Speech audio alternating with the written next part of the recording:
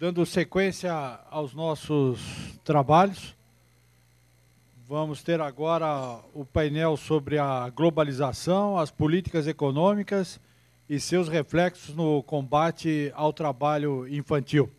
Antes, a coordenação do evento me pediu para lembrar que após a conferência do ministro Lélio é que serão sorteados os 2 tablets. E antes de passar a palavra aos nossos painelistas, e de uma maneira bem breve, porque eu sei que o interesse é ouvi-los e após o ministro, gostaria de dizer que todos os temas aqui eu ouvi foram todos interessantíssimos. Os painelistas, talvez não inspirados pelo local em que nós nos encontramos, todos se houveram muito bem, as falas foram interessantíssimas, e todos eles dariam, para serem tratados em vez de painéis, um evento só para discutir cada um deles. E não é diferente com esse acerca da globalização, né, e as políticas e os reflexos do combate ao trabalho infantil. Até porque a própria globalização é uma palavra misteriosa. Parece aquela esfinge lá, decifra-me, eu te devoro. E, às vezes, a impressão que dá é que a globalização está para devorar os povos dos países, num eufemismo, hoje se fala em desenvolvimento, e outros são mais objetivos e falam terceiro mundo ou periféricos, né? Então, porque a globalização é interessante. A primeira coisa que a gente tem que definir em globalização globalização para quem? Para quem? Né? O que sobra da globalização é que fica para os países em desenvolvimento. Eu me lembro de uma passagem de um livro de Shakespeare, que ele fala que a gente pode dividir o frango entre 2 pessoas. E é justo, a divisão está justa. Tem 2 pessoas lá para o frango e ele divide o frango em 2 pessoas. Para um, os ossos. Para outro, a carne. Está dividido. Não é isso? Então o mundo está globalizado assim. Agora, nós vamos ficar o quê? Com os ossos? Eu, como brasileiro, não quero osso para nenhum de nós. Então nós temos que combater isso aí. Né? O outro viés da globalização é que é o eufemismo para colonização. É uma nova palavra para se referir à colonização. E eu me lembro que eu tenho um livro em casa de um autor português que falou que o primeiro país que globalizou, que iniciou a globalização, foi Portugal. Aí depois eu escutei um outro de origem, isso foi numa palestra, uma outra pessoa de origem italiana, e dizer, não, quem começou a globalização foi Roma. E se a gente recuar, eu não ouvi ninguém, mas é capaz de algum descendente dos vikings falar que quem começou a globalização foram os vikings. Agora, o que sobra disso para nós? Qual é o proveito disso para nós? Essa é a grande questão. E nessa questão de proveito, que não vejo nenhum, né? Não estou vendo nada, só de problemas, né? Globalizar os problemas, sim. A repercussão disso no trabalho infantil, o Marcos Barberino hoje falou um negócio muito importante, né? Muito importante, porque a gente está tratando das crianças, mas nós não podemos esquecer dos seus pais. Não podemos esquecer dos pais. São eles que têm que cuidar das crianças. Se a gente abandona por conta dessa globalização, deixa ao léu os pais, ou os países em que os pais estão, né, o que nós podemos esperar para as crianças? Então, a coisa é muito complicada. E, antes da palavra, eu só gostaria de dizer que, para nós aqui, há certas pessoas que sempre se fala de algum tema, em qualquer lugar do país em que se fale desse tema, essas pessoas são lembradas. Né? Com relação ao trabalho infantil, a luta contra o trabalho infantil, né, sempre que nós pensamos em fazer algum evento a respeito, o nome do ministro Lélio vem à tona. Sempre que se trata de trabalho infantil. Não apenas, mas o trabalho infantil é uma referência, o ministro Lélio. Então, para nós aqui da 15ª, tê-lo entre nós é sempre uma renovada satisfação.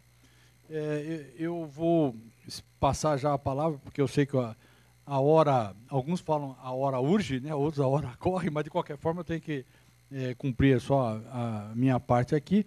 Eu devo, pelo prospecto, o primeiro a nos brindar com os seus conhecimentos é o padre Mauro Vilela, brevíssimo. O currículo dele é diretor administrativo comercial, né, da gráfica da editora Santuário.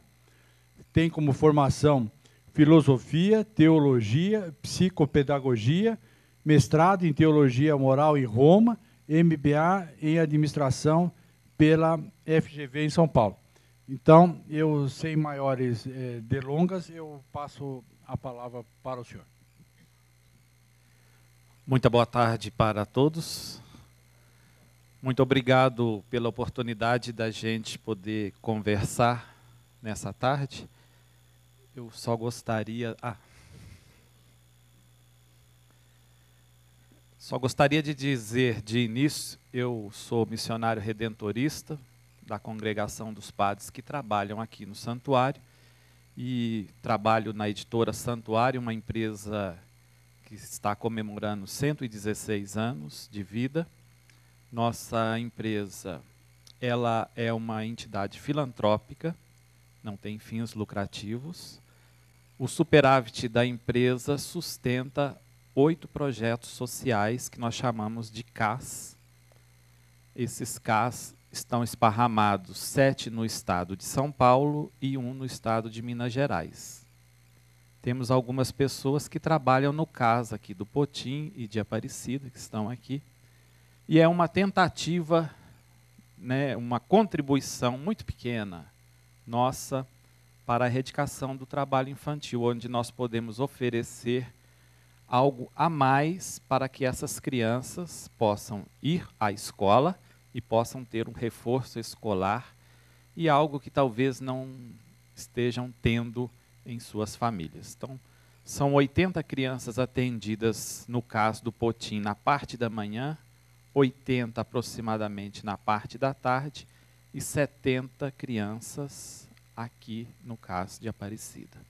Nossa empresa, então, quer contribuir, fazer união com vocês nessa luta. É isso que a gente pode oferecer. Eu estou lá na outra ponta, fazendo com que a nossa empresa possa ter superávit para sustentar esse projeto. E nós trabalhamos com os mais pobres da sociedade, aqueles que estão mais necessitados. Pena que vocês, os senhores, as senhoras, não puderam ir lá conhecer o nosso CAS do Potim. Quando o doutor João me convidou para poder estar aqui com vocês hoje, para tratar desse tema, eu fiquei pensando assim, mas será que não houve ainda a erradicação do trabalho infantil? Será que esse negócio ainda existe ainda no tempo de hoje? Nessa modernidade, será possível algo nessa linha? No dia seguinte que o senhor me ligou, eu tive que ir a São Paulo, e uma amiga minha pediu que eu olhasse o preço de um PlayStation para a sua filha. Se eu pudesse olhar, já que eu ia lá, porque aqui estava muito caro. Eu fui num shopping de preços mais populares lá em São Paulo, e quando eu estava olhando lá na vitrine para achar esse PS4, eu estou olhando lá, de repente, um menino. Eu não sei que idade ele tinha. Ele me puxou, você está querendo comprar um PS? Vem cá, tem aqui nessa outra loja. Então, aquele menino, em idade escolar, que me abordou ali naquele shopping, ele estava trabalhando. E ele, então, estava sendo explorado. Então, eu quero dizer que a resposta que eu tive para a dúvida que eu tive anteriormente foi que, de fato, o trabalho infantil existe, ele está, talvez, velado, como o senhor pôde dizer, mas ele existe, ele é real, ele é concreto, e é uma chaga para a sociedade. Isso todos que estão nessa sala sabem mais do que eu. Mas, para a gente, algumas reflexões dentro do tema da globalização, o que eu poderia contribuir? E eu pensei o seguinte,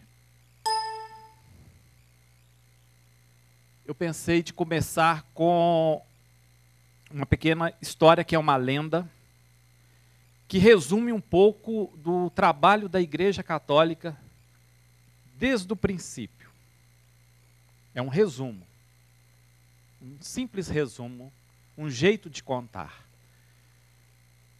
No tempo antigo, quando Deus criou o mundo, Ele criou as coisas e criou de forma tão perfeita, e todas as coisas que foram criadas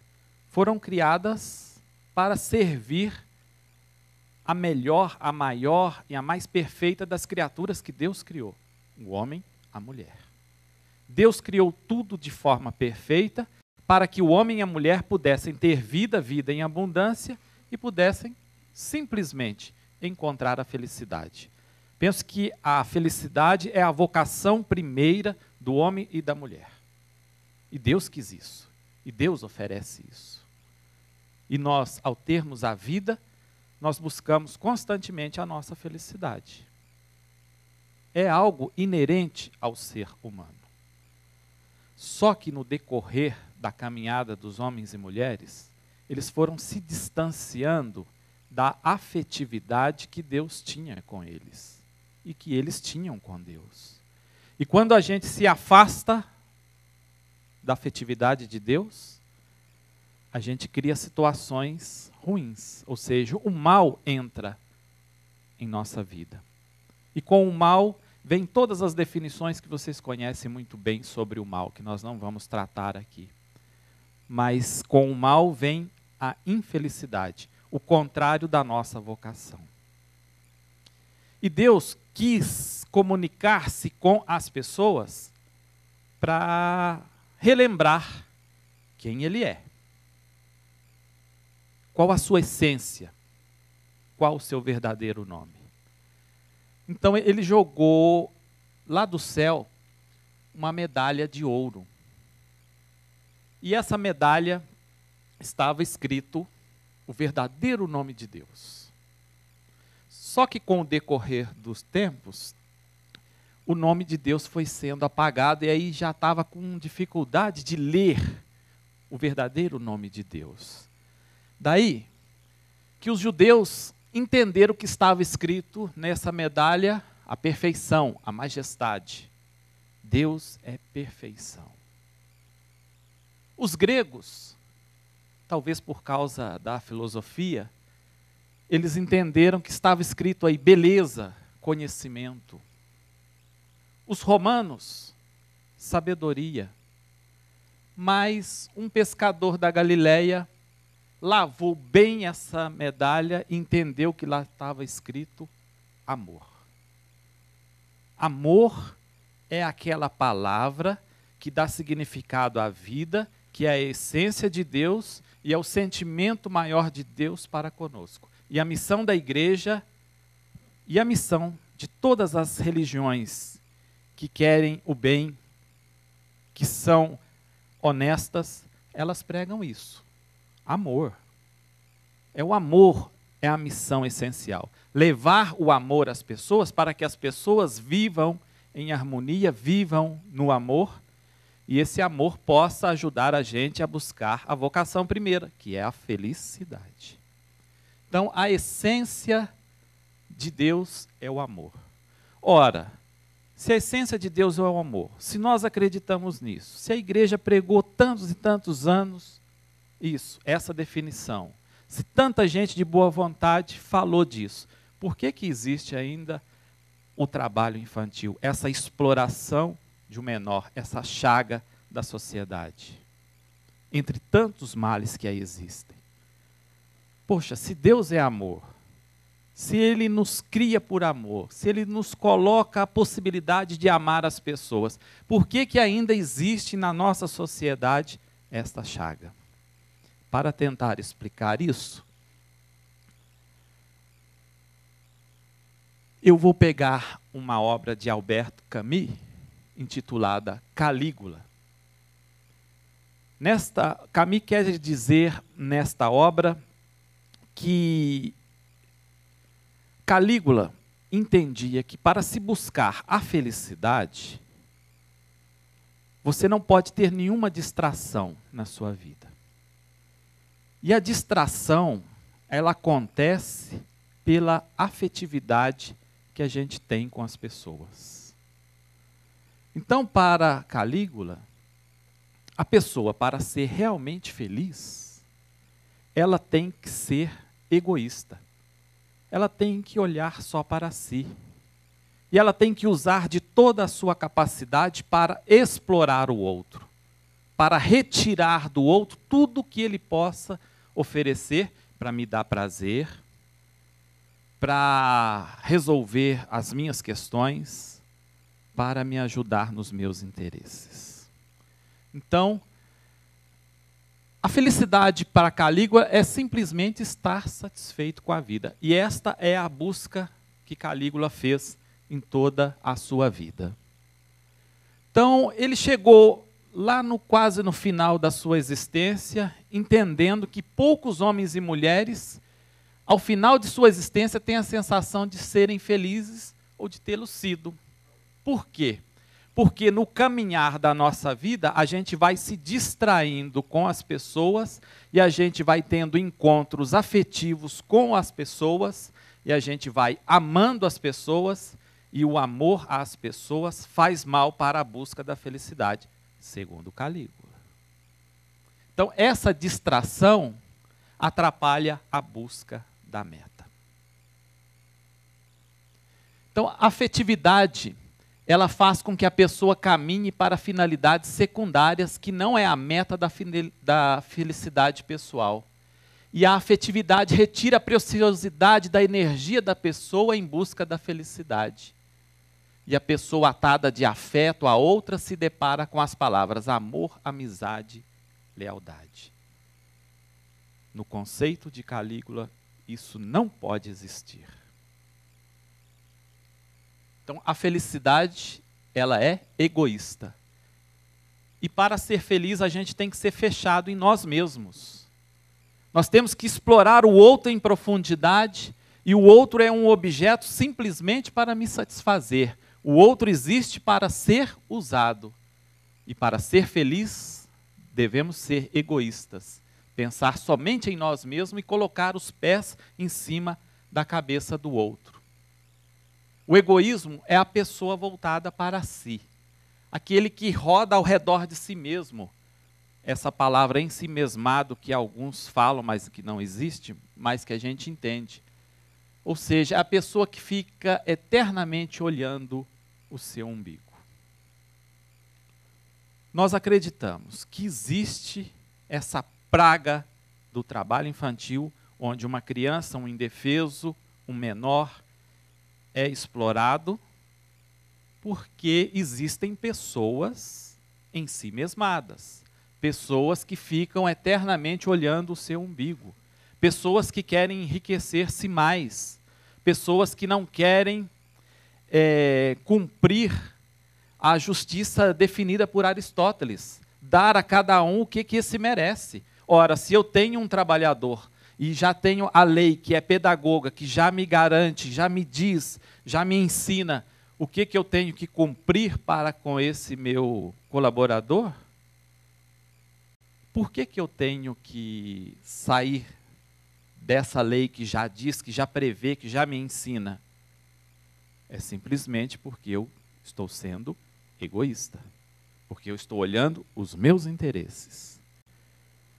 Então, meus amigos, para trabalharmos contra essa exploração infantil, seja nesse âmbito do trabalho infantil, seja sobre todos os outros âmbitos que atacam os menores, seja nas questões de pedofilia, em outras questões sexuais que acontecem por aí, da exploração do menor, nós devemos olhar para estas pessoas em si mesmadas. São elas que precisam ser trabalhadas, não a criança.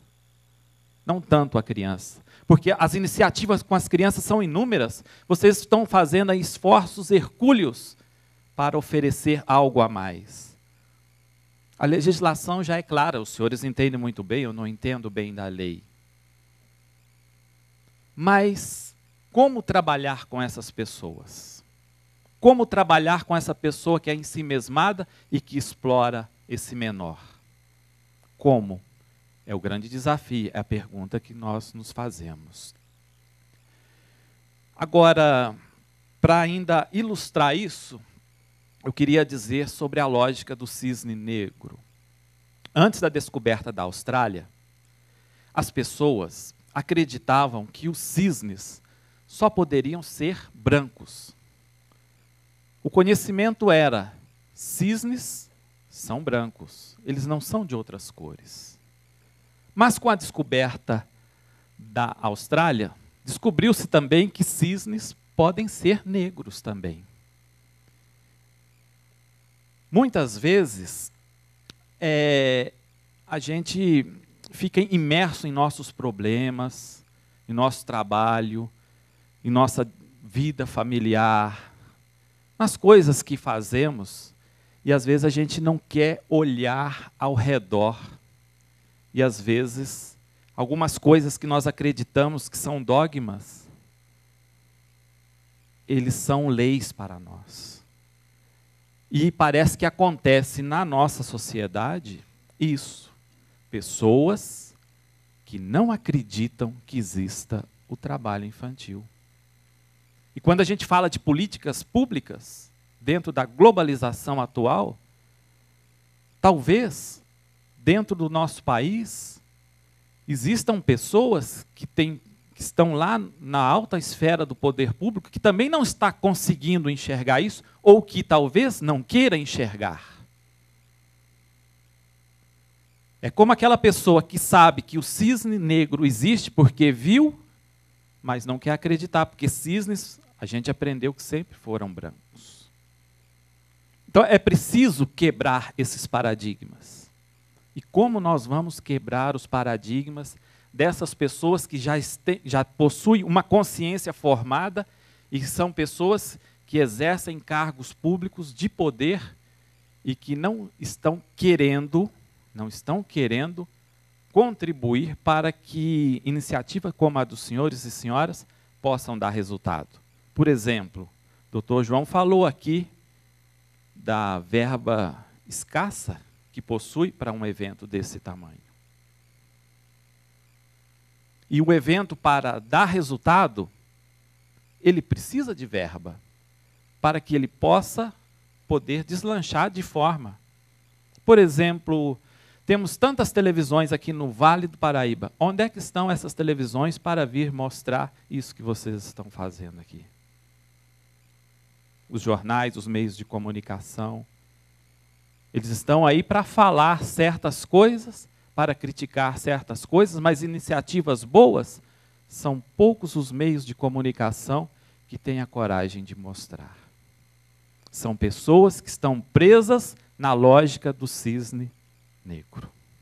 Ou seja, não quer acreditar no que a realidade mostra. Vamos um pouquinho mais para frente. Nós vivemos situações difíceis no tempo chamado hoje. Nessa nova face da modernidade, nesses tempos que alguns estão dizendo de desmodernizados. E nós temos algumas situações que vêm aí na calada da noite e que vêm ainda contribuindo mais ainda para que se agrave a situação do trabalho infantil. Quer ver uma, por exemplo?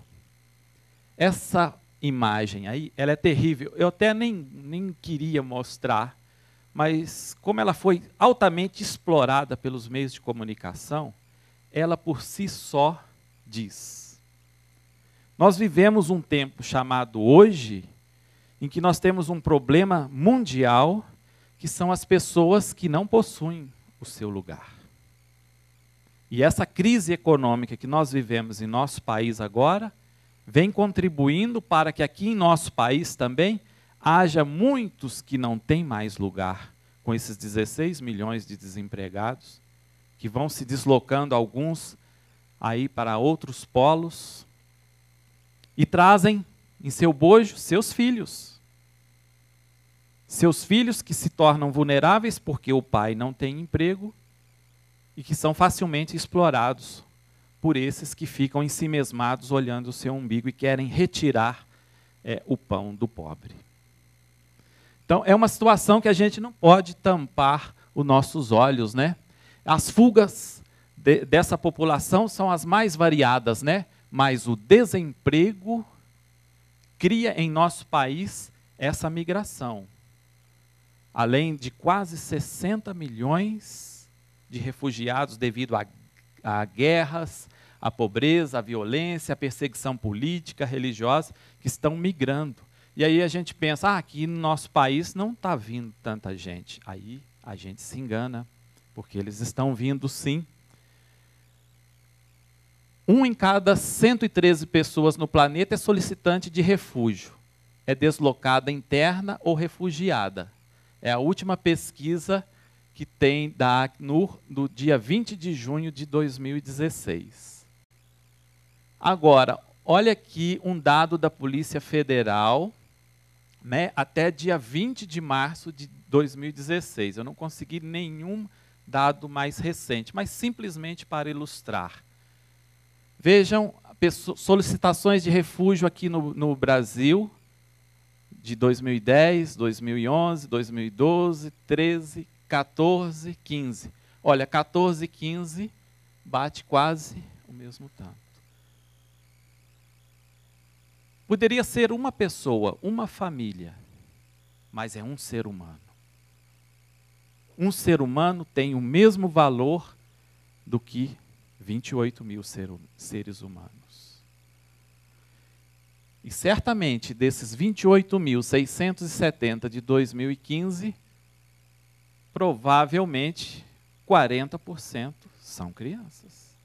São crianças que vêm com seus pais.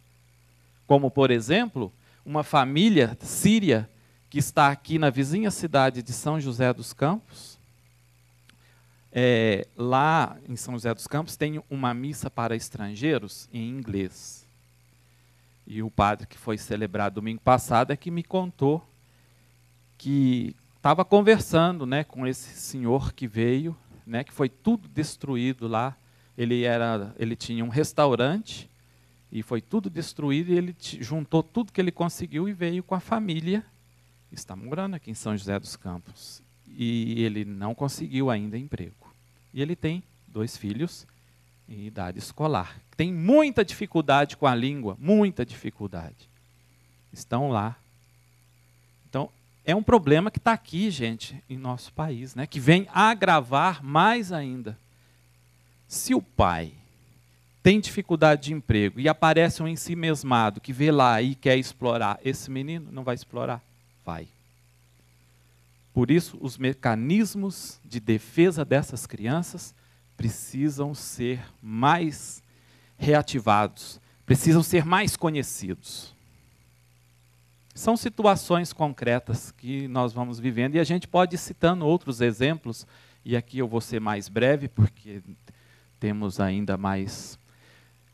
A questão da economia que nós vivemos hoje, né, essa economia que está produzindo morte, e todos nós sentimos, né? Se os senhores andarem aqui na nossa região de Aparecida, indo daqui por dentro até Guaratinguetá, a vizinha cidade, se vocês olharem ao redor, quando caminharem pelas avenidas, vocês vão ver a placa mais requisitada aí nessa região. É a placa escrita, aluga-se. Empresas que se fecharam. Empresas fechadas, aí tem lá, aluga. Tem uma avenida ali, aqueles que conhecem, que são daqui, onde tinha várias concessionárias de carros, carros usados, está tudo vazio. E as pessoas que trabalhavam lá, onde é que elas estão? Essas pessoas não têm filhos em idade escolar? Filhos menores? Se isso acontece aqui em nossa região e nas outras, essa situação econômica que nós passamos é uma situação difícil, dificílima, e que vem agravar. São situações periféricas que vêm agravar essa questão da praga do trabalho infantil. Eu estou cortando um pedacinho, porque senão nós vamos... São situações que nós vivemos de injustiças que vão criando os seres invisíveis. E os seres invisíveis, de repente, eles são visíveis somente na hora que um ensimesmado, um egoísta quer explorá-lo. Então nós temos aí milhares de seres invisíveis que não têm vez, não têm voz na sociedade, mas quando há uma oportunidade de serem explorados, aí eles se tornam visíveis. E é isso que nós temos que combater, todos nós, cada um na sua função, na sua missão. E diante da provocação deste tema, eu queria terminar perguntando aos senhores e às senhoras: como nós vamos formar consciências que possam se preocupar com o bem comum das pessoas?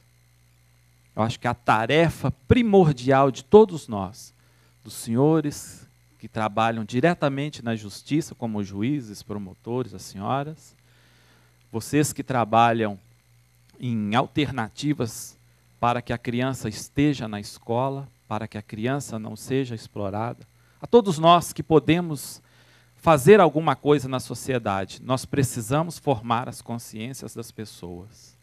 Nós precisamos trabalhar aqueles ensimesmados, aqueles egoístas que querem explorar as pessoas. Essas pessoas precisam ser formadas. Esse é o grande desafio. Isso é o mais difícil. É o mais difícil de se fazer, mas precisa ser feito. Com o intuito de não denegrir, de não atrapalhar, de não diminuir todos esses esforços que os senhores e as senhoras fazem com as suas entidades, com este tipo de evento, com o seu trabalho. É preciso formar a consciência das pessoas. E qual será o nosso discurso para essas pessoas diante de uma sociedade que está cada vez mais voltada para si e ainda os discursos são levados ao vento. Muitos dos nossos discursos são levados ao vento. Então, nós precisamos convencer as pessoas, não só pelo discurso, mas também pelo nosso testemunho. Que você possa ser um testemunho na sua sociedade, no seu trabalho, lá na sua família, na sua comunidade, no seu lugar de diversão, no seu clube, o que você faz, aonde você vai. Você seja um testemunho para mostrar o que é um verdadeiro homem, o que é uma verdadeira mulher que acredita no bem, que acredita no amor e que acredita que as pessoas possam ser felizes quando elas se dão as mãos e se ajudam para que a felicidade, que é a vocação primeira que Deus nos deu, aconteça. Deus sonhou um dia, viu? Que todos vocês encontraram a felicidade. É o sonho de Deus. Não só você, mas também todos os nossos irmãos, principalmente aqueles mais pobres, mais esquecidos. E também essas crianças que nós não queremos que sejam exploradas no trabalho. Deus ajude vocês, Deus abençoe vocês. Muito obrigado.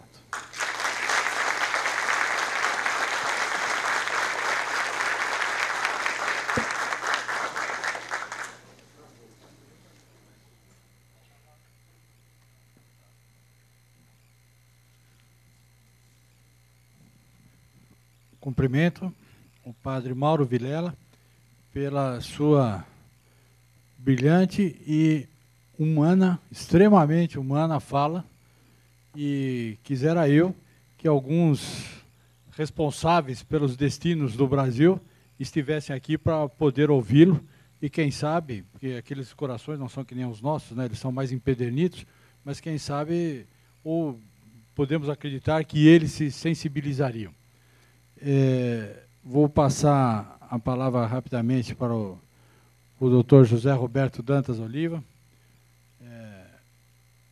juiz-diretor do Fórum Trabalhista, coordenador do Juizado Especial da Infância e Adolescência da Circunscrição e titular da primeira vara do trabalho de Presidente Prudente. Membro da comissão e gestor nacional do Programa de Erradicação do Trabalho Infantil e de Estímulo à Aprendizagem da Justiça do Trabalho, TST-CSJT. Representante titular da Comissão de Erradicação do Trabalho Infantil da Justiça do Trabalho no Fórum Nacional de Aprendizagem Profissional, FNAP-FNAP, em Brasília, Distrito Federal, gestor regional e membro do Comitê de Erradicação do Trabalho Infantil do TRT da 15ª, um dos grandes propulsores da questão do trabalho infantil no nosso regional. Boa tarde a todas e todos. A Constituição da República Federativa do Brasil, embora invoque a proteção de Deus, ela diz que o Estado brasileiro é laico. O Estado é laico. O cidadão juiz não precisa ser e eu não sou. Confio na existência, acredito na existência de um ser superior, acredito em Deus. Sou devoto de Nossa Senhora Aparecida. Isso está, inclusive, numa dedicatória do meu livro, que foi minha dissertação de mestrado. Me senti, como o doutor Tiago disse hoje aqui, abençoado também pelo Papa Francisco. Acredito que todos os senhores devem se sentir igualmente abençoados, porque a bênção que foi dada por ele foi em virtude desta luta que estamos travando contra o trabalho infantil. Passei uma semana inteira aqui com a minha esposa, Margarete, e agora, Padre Mauro, me sinto duplamente, aliás, eu diria que com as bênçãos também de Dom Damasceno, né, do Padre João Batista, e por último, a sua, nessa magnífica oração, parabéns, me sinto tripla ou quadruplamente abençoado. Né? Sintam-se também assim. A questão do trabalho infantil, ela gera cicatrizes. Algumas expostas, outras invisíveis da alma. E nós estamos aqui para tratar de algumas delas. Vejam que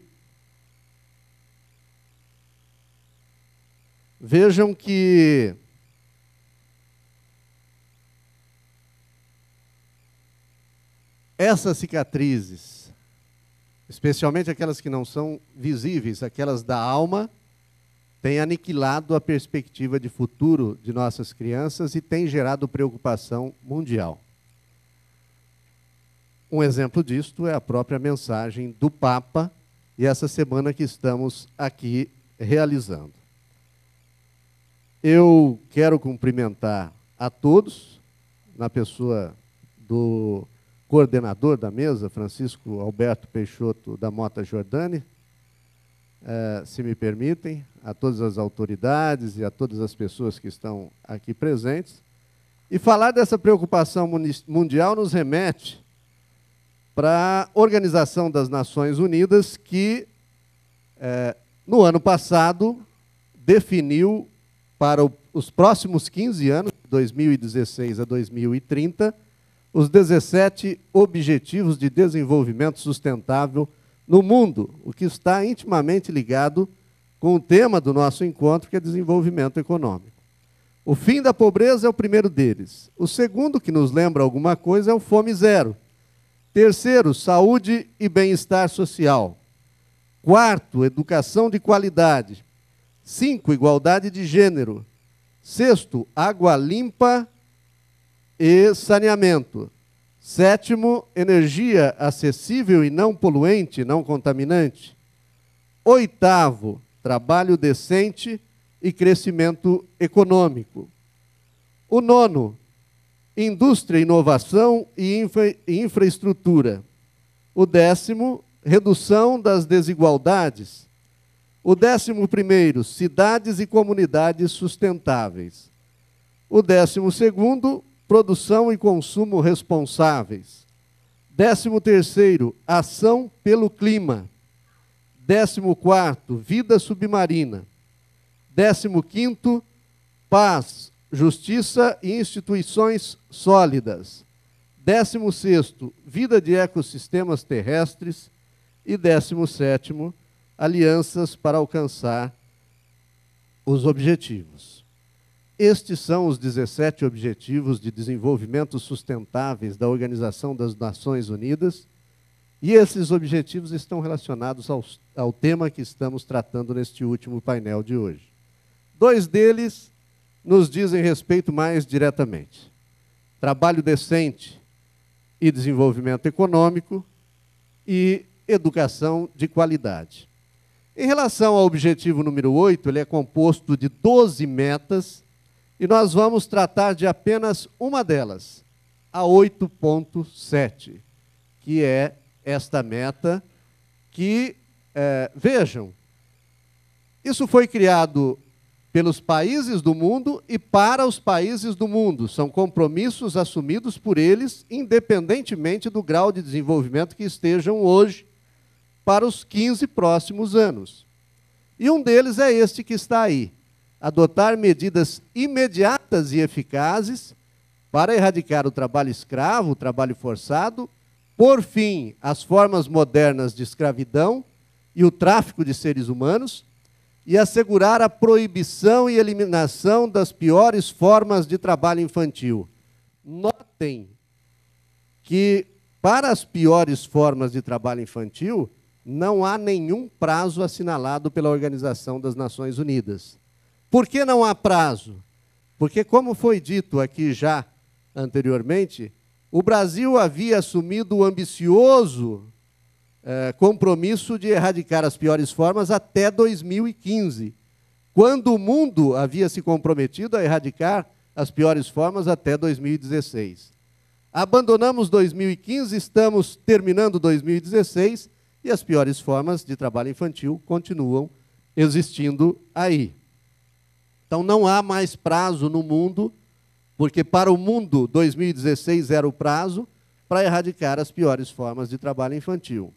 Incluídos nessas piores formas, o recrutamento e a utilização de meninos soldados, de crianças que atuam como soldados, às vezes como soldados em guerras, mas também, como exemplo que temos aqui, como soldados do tráfico, em trabalhos absolutamente ilícitos.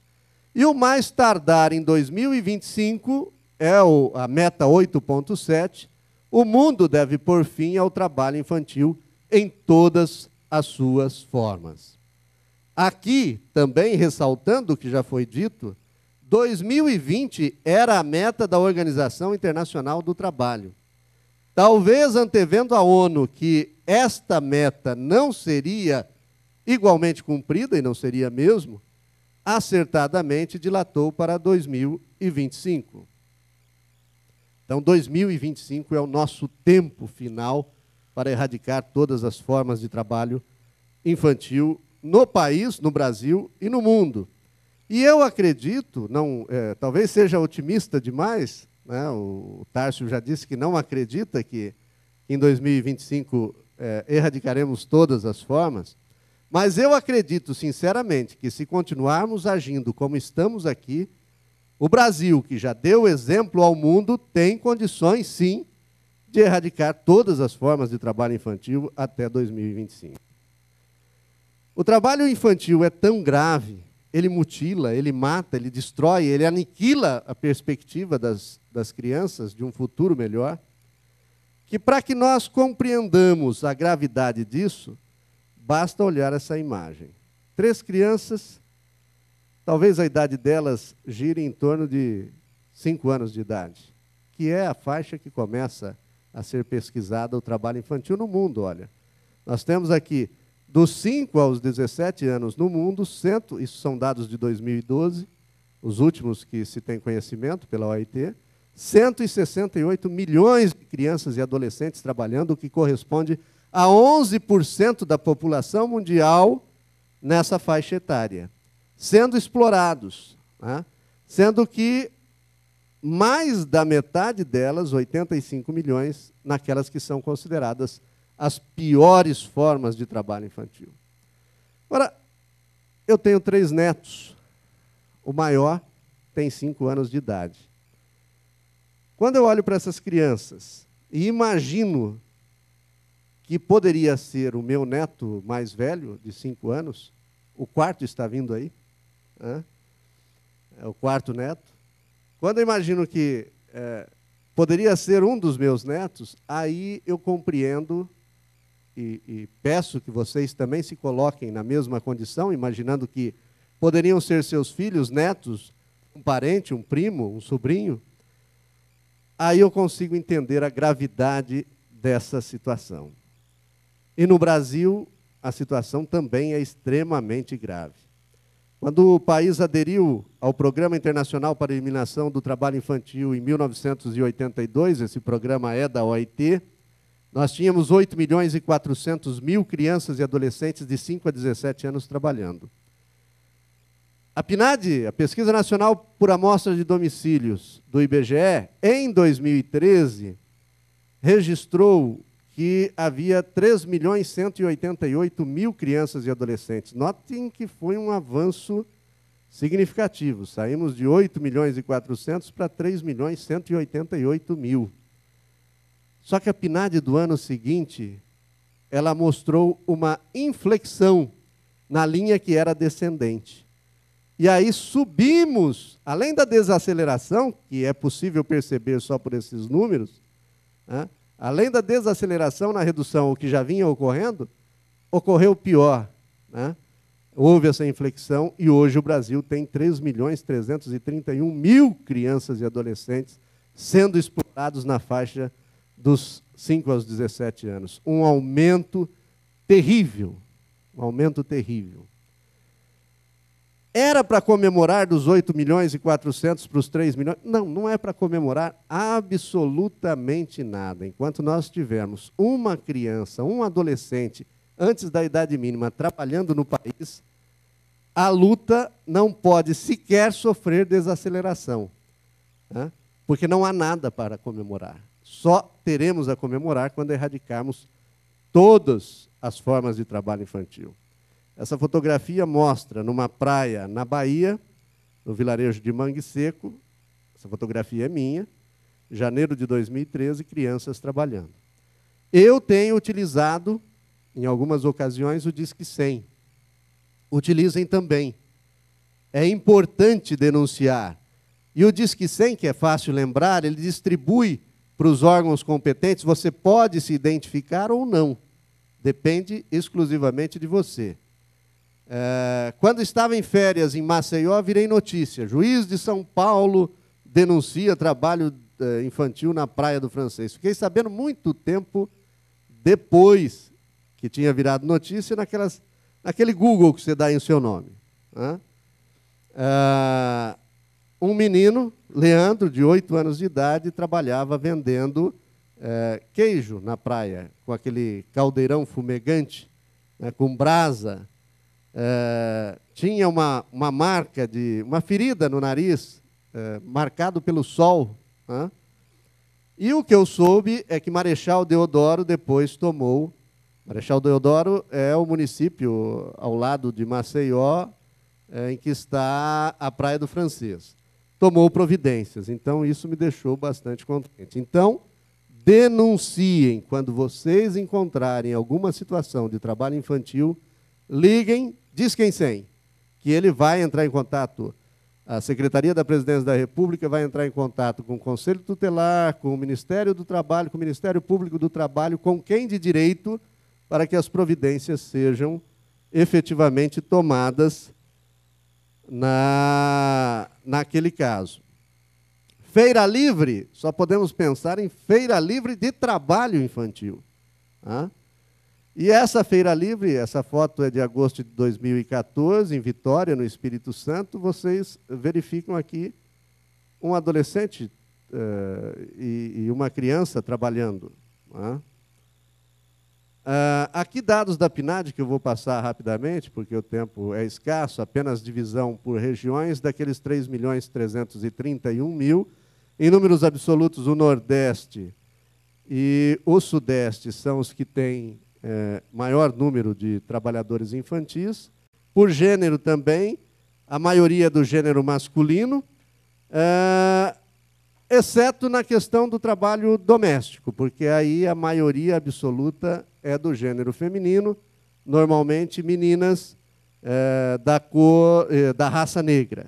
né, que são os mais explorados. Notem que, numa idade inimaginável de 5 a 9 anos, nós ainda temos, segundo a PNAD de 2014, 70 mil crianças trabalhando no Brasil. A remuneração desses explorados, 43 mil nada declararam e 1.137.000 nada recebiam. Então, estavam sendo explorados em regime de escravidão contemporânea, né? Reconhecida oficialmente, inclusive, a sua existência pelo Ministério do Trabalho, que paga seguro-desemprego para quem é resgatado na condição análoga à de escravo. A evasão escolar, a PNAD de 2014, aí vem a pergunta, né? Na sala de aula, o aluno não veio mais assistir aula. Onde está o sujeito? Muitos desses sujeitos, em peculiar condição de desenvolvimento, como diz o Estatuto da Criança e do Adolescente, não frequentavam a escola porque estavam trabalhando. 655 mil daqueles 3.331.000 não estavam na escola para trabalhar. E olha a divisão por faixa etárias que mostra a gravidade da situação. O Programa de Combate ao Trabalho Infantil e de Estímulo à Aprendizagem da Justiça do Trabalho. Ele nasceu, na verdade, a partir de uma iniciativa em 2012, em que o então presidente do Tribunal Superior do Trabalho, o ministro João Oreste Dallazen, criou uma comissão que tinha uma incumbência de, em menos de um mês, apresentar sugestões de como a Justiça do Trabalho poderia agir. Uma das sugestões foi de que essa comissão deveria ser permanente. E já há 4 gestões, né? Primeiro era só a comissão existe, primeiro o coordenador dessa comissão está aqui, tive a honra de trabalhar com ele durante os primeiros, o início de vida da comissão, o ministro Lélio Bentes Correia, já aqui referenciado e reverenciado também, né? E faço o mesmo. Em 2013, na gestão seguinte, criou-se o Programa de Combate ao Trabalho Infantil. Então, veja, já são 4 gestões, mas eu diria, e aí em defesa até do nosso programa, né, que nós ainda somos bebês, estamos engatinhando. Agora, uma coisa é certa, eu acredito sinceramente que isso veio para ficar, tanto que já dura 4 gestões, diferentes gestões, né?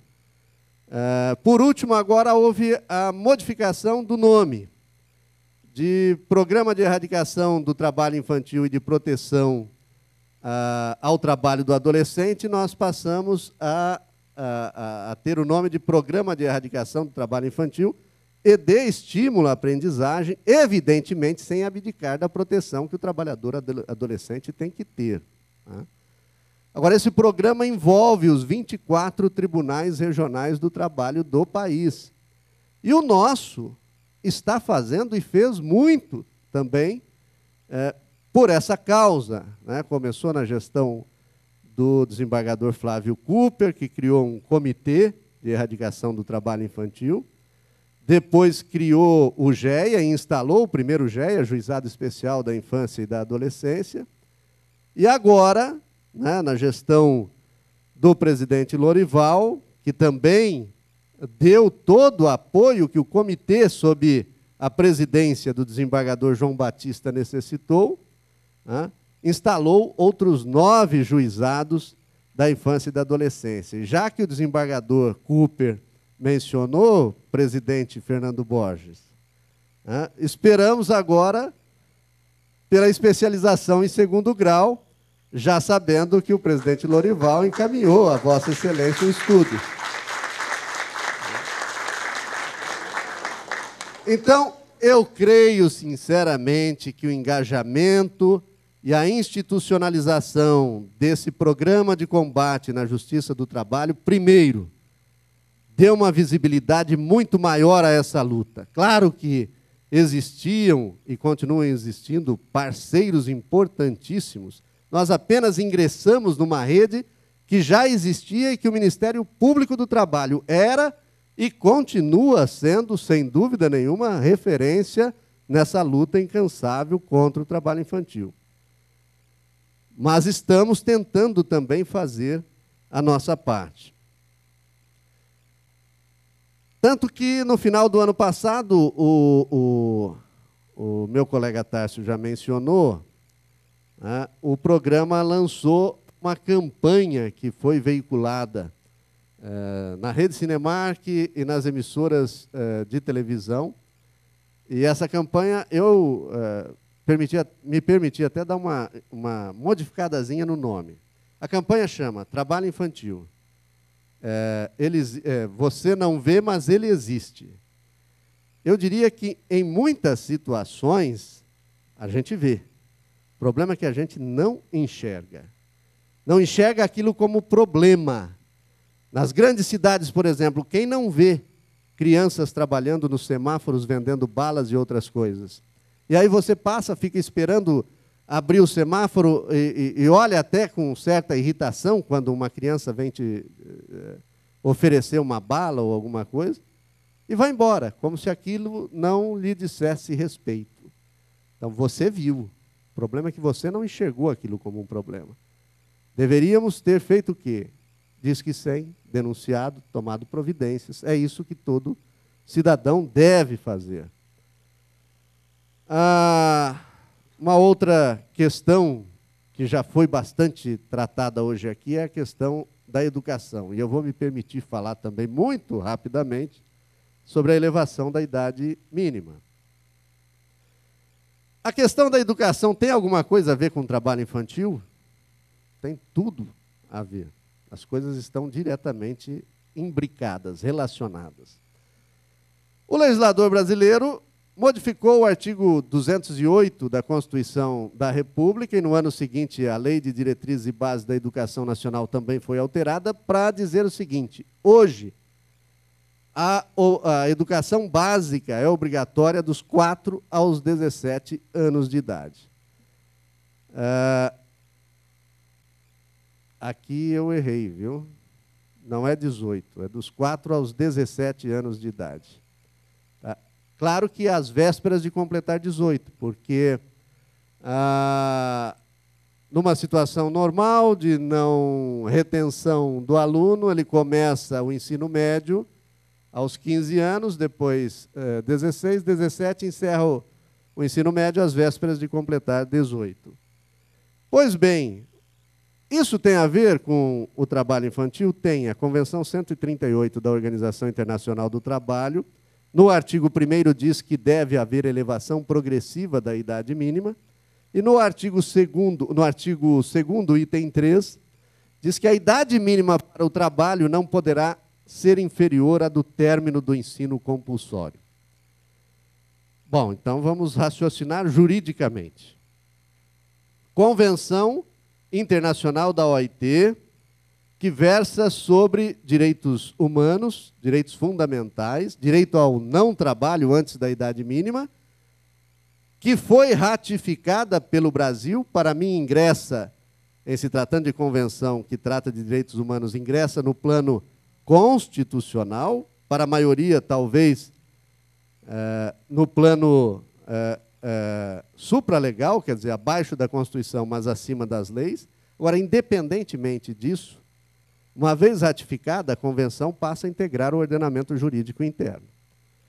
E o artigo 7º da Constituição estabelece o seguinte, no caput: são direitos dos trabalhadores urbanos e rurais, além de outros que visem a melhoria da sua condição social.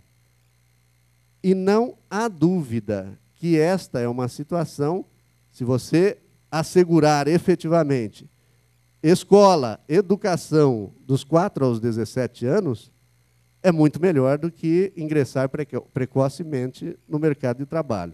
Então, essa convenção, quer no plano constitucional ou quer no plano infraconstitucional, ela tem observância obrigatória. Mas, no mês passado, corroborando isso que eu estou dizendo, foi editada a medida provisória 746, de 22 de setembro, que diz que o ensino médio, eu não vou ingressar aqui na questão de modificação curricular, nem daria tempo, nem sou especialista em educação. Mas essa medida provisória, se tem algum mérito, e eu enxergo méritos nela, ela diz que o ensino médio deverá ser progressivamente elevado para tempo integral, para 1.400 horas. A Lei de Diretrizes e Bases da Educação Nacional diz que deve haver, no mínimo, 200 dias letivos no ano. 1.400 dividido por 200, nós chegamos ao resultado de 7 horas diárias no ensino médio. Agora, alguém consegue conceber que, se isso é para valer, e eu quero crer que seja, alguém consegue conceber que um adolescente permaneça na escola durante 7 horas e depois vá trabalhar? Me parece não ser possível. E nós precisamos colocar isso em prática. O Gilberto de Menstein, jornalista da Folha de São Paulo, ele cunhou uma expressão que eu acho bastante interessante: cidadão de papel. O que é o cidadão de papel? E ele estava se referindo a crianças nessa expressão. É aquele que tem assegurado na Constituição e nas leis tudo o que ele realmente deveria ter, mas na prática nada daquilo acontece. Então ele é um cidadão de papel. Nós precisamos fazer que as nossas crianças e os nossos adolescentes deixem de ser cidadãos de papel. E só a educação efetivamente liberta, a meu ver. O ensino superior, que no passado já foi considerado teto para se obter um trabalho digno, razoavelmente remunerado, hoje é piso. Aqueles que não tiveram a sina de nascer em famílias econômica e socialmente desprotegidas, ou aqueles que tiveram a sorte de nascer em famílias social e economicamente mais bem posicionadas, ou melhor posicionadas, já não trabalham antes da graduação, às vezes da pós-graduação, lato sensu, e às vezes até estrito sensu, mestrado, doutorado. Então, não me parece que seja razoável exigir dos filhos dos pobres, e até entender como uma coisa natural, que eles comecem a trabalhar cedo, porque a concorrência será absolutamente desigual e desleal. Num mercado globalizado, então, a coisa se agrava, porque não será apenas aquele adolescente que será excluído. Eu sempre digo isso: no mundo globalizado, quem não investir hoje, e a hora é agora, na educação de crianças e adolescentes, não é que só esses estarão no subemprego ou no desemprego. A nação estará excluída desse mundo globalizado. Agora, de que educação estamos falando? Estamos falando de educação equitativa, universalizada, gratuita, atrativa, de qualidade, integral no sentido de completitude, quer dizer, de completa, de preferência em tempo também integral, e 7 horas me parece tempo integral, e elevação progressiva da idade mínima, que tudo isso conjugado, quer me parecer que, sem nenhum exagero, seriam os alicerces de um novo e venturoso porvir. Aqui alguns mitos dos quais já foram falados, que melhor trabalhar do que roubar, melhor não fazer nenhuma coisa nem outra. Crianças e adolescentes pobres têm que ajudar a família. Isso é uma inversão absoluta do princípio da proteção integral, artigo 227 da Constituição e Estatuto da Criança e do Adolescente. A família, o Estado, a família e a sociedade, e o ECA diz também a comunidade, devem conferir proteção integral e absolutamente prioritária às crianças e adolescentes. Então, não podemos transformar crianças e adolescentes em arrimo de família. Isso não é possível. Os pais têm que sustentar os filhos, não o inverso. E é bom lembrar também que uma criança ou adolescente trabalhando subtrai uma vaga de trabalho de um pai que poderia... Então, é um ciclo. A ministra Kátia Magalhães Arruda, que hoje coordena a comissão, que já foi coordenada pelo ministro Lélio, da qual eu tenho a honra de participar, ela diz o seguinte, que a pobreza é causa e consequência do trabalho infantil. Quer dizer, você é pobre, tem que trabalhar muito cedo, quem trabalha muito cedo não estuda, consequentemente, alimenta a pobreza também. Então, nós temos que combater esses vírus que são extremamente contagiosos. Esses mitos, né, infectam incautos, e esses incautos são ainda estimulados por, às vezes, mal intencionados para realizar aquela exploração que o padre mencionou. Então, precisamos fazer uma vigília permanente. Isso daqui...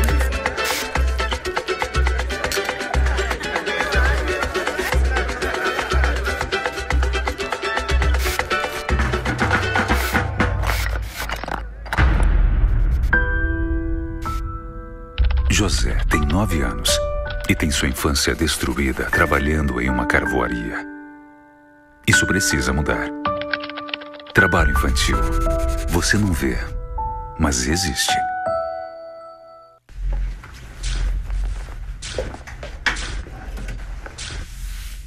Ô, Ana, você já terminou de passar as roupas? Traz aqui pra mim.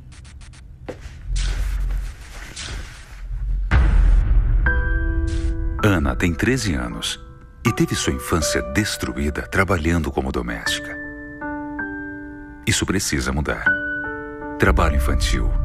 Você não vê, mas existe.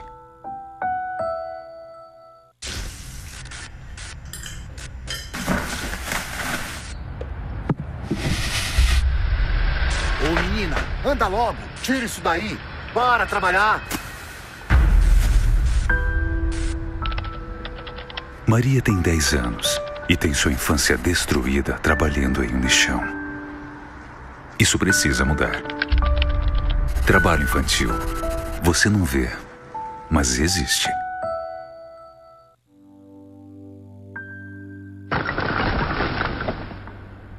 O futuro que espera as crianças que trabalham é o do subemprego e da insegurança. Quando crescerem, essas crianças terão as piores condições de vida. Mas isso pode acabar. Com educação de qualidade, a criança pode escrever um novo futuro. Trabalho infantil não garante futuro. O que garante futuro é a educação.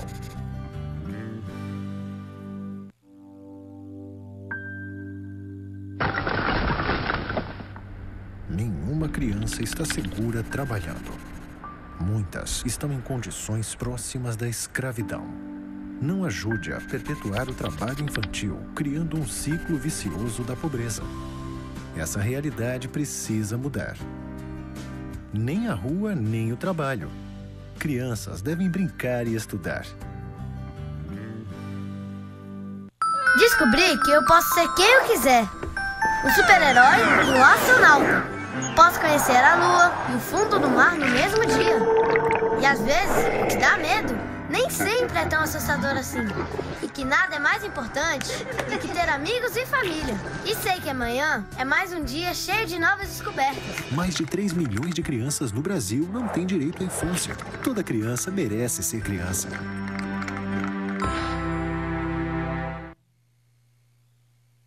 Desconstruindo os mitos aí, e já me encaminho para o final, a respeito especificamente do tema, eu quero dizer o seguinte, questões políticas que nós estamos passando por uma crise, ainda não superamos, estamos passando por uma crise política sem precedentes no Brasil, problemas econômicos diversos também, eles produzem reflexos, e já foi dito aqui, isso acaba gerando até aumento de exploração de mão de obra infantil, mas não justificam, essas questões não justificam absolutamente que descuremos da infância das crianças e dos adolescentes.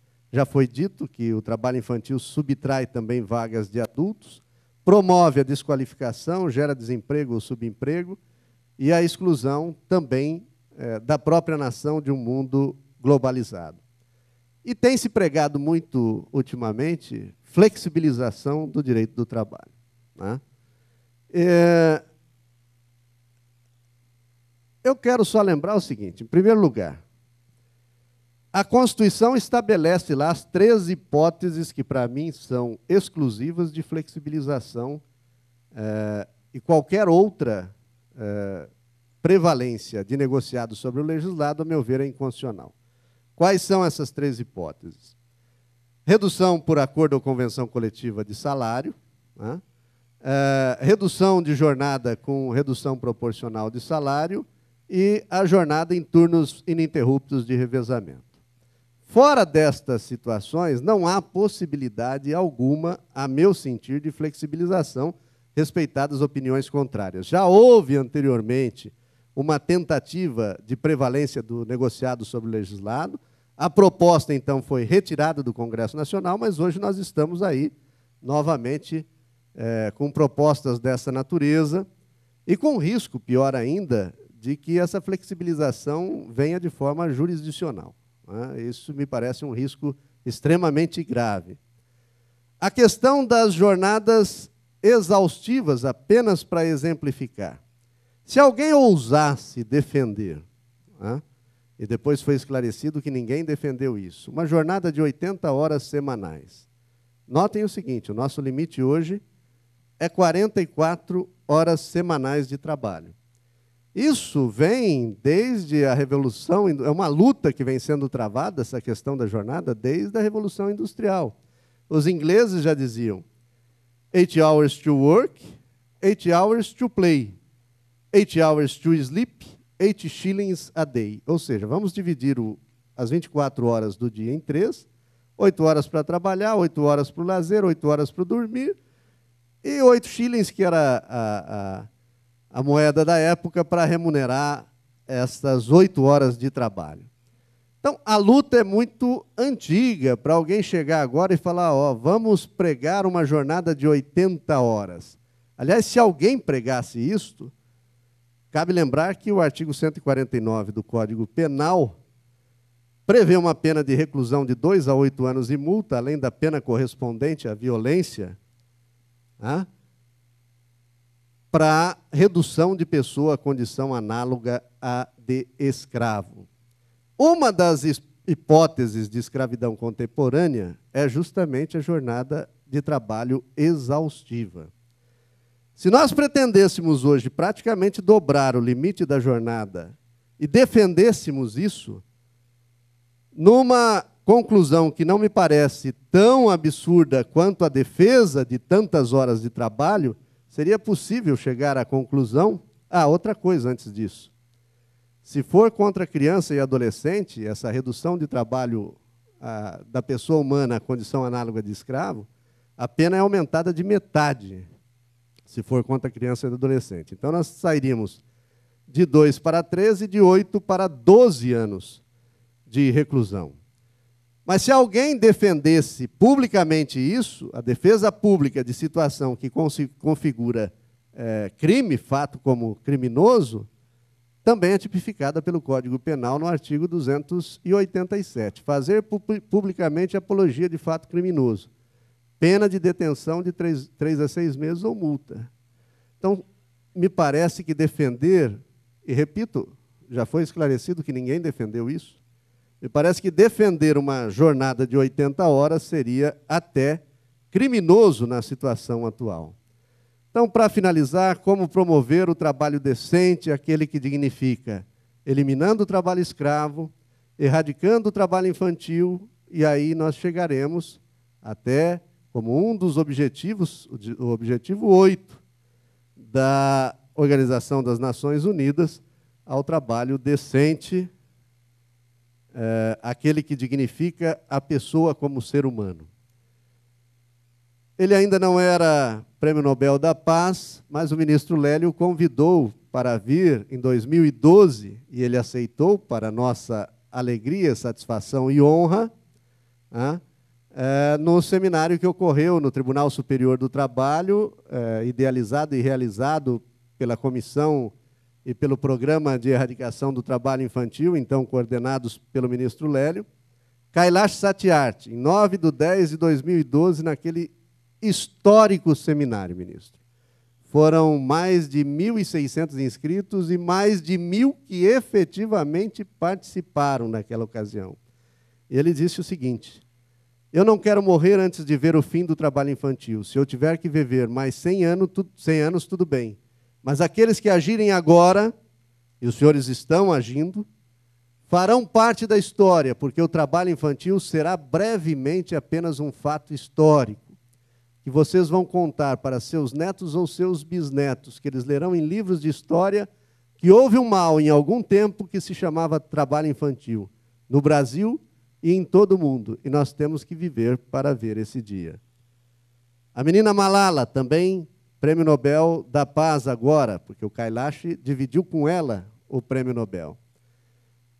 Sobre educação, não podemos esquecer, um livro, uma caneta, uma criança e um professor podem mudar o mundo.